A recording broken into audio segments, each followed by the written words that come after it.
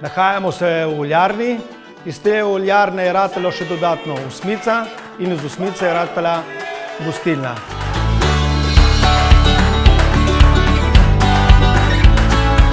In zdaj to tradicijo mi nadaljujemo, ker si želimo, da naši ljudje pojejo dobro in da se počutijo odlično.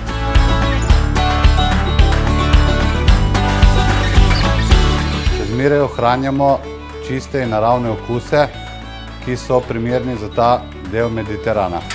Trudimo se, da bi našim gostom ponudili sveže, domače in lokalno. Gostilna z dušo, se pravi, pripravljamo vse domače jedi, želimo imeti en pristen stik z našimi gosti. Da se imajo gosti tle v redu, da se počutijo zelo dobro in da tudi pojejo super hrano.